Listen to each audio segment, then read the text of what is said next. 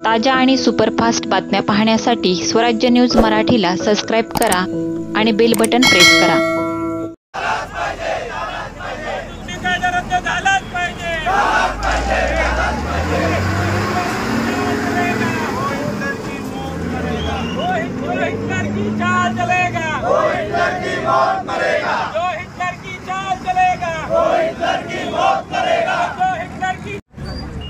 केंद्र सरकारने hit and run हा जुलमी कायदा आणून भारतातील वाहन उद्योग धोक्यात आणलेला आहे।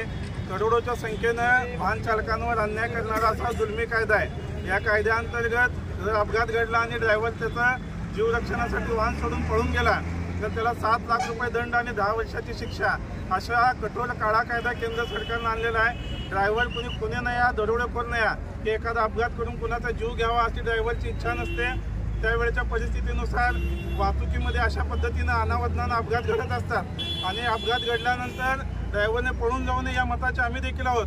मात्र परिस्थिती बघून जमावाच्या रोषाला बळी पडण्यापेक्षा ड्रायव्हर त्या ठिकाणावरून निघून जाणं पसंत करतो। काही ड्रायव्हर लोक तर स्वतःहून पोलिसांच्या ताब्यात जातात।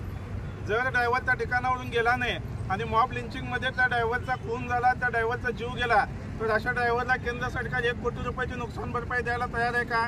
कारण ड्रायव्हरचा जीव देखील तितकाच मोलाचा आहे। केंद्र सरकारने असे कायदे आणण्यापूर्वी हा उद्योग संकटात येणार नाही, लाखोच्या करोडोच्या संख्येने असणाऱ्या ड्रायव्हरचं कुटुंब रस्त्यावर येणार नाही याची देखील काळजी घेणं गरजेचं आहे। केंद्र सरकारच्या या काळ्या कायद्याच्या विरोधात संभाजी मोटार चालक मालक संघटना आज रस्त्यावर उतरली आहे। या आंदोलनाच्या माध्यमातून सरकारकडे आमची मागणी आहे अशा पद्धतीचे जुलमी कायदे त्यांनी मागे घ्यावेत। उलट रस्त्यावर जीव जोखमीत घालून काम करणाऱ्या वाहन चालकांच्या सुरक्षेसाठी वाहन चालक मालक कल्याणकारी मंडळ स्थापन करून त्या माध्यमातून वाहन व्यवसायाला आणि वाहन चालकांना संरक्षण द्यावं। येणाऱ्या काळामध्ये हा काळा कायदा मागे नाही घेतला तर हजारो वाहनधारकांचा मोर्चा सोलापूर जिल्हाधिकारी कार्यालयावर संघटनेच्या वतीने काढण्यात येईल।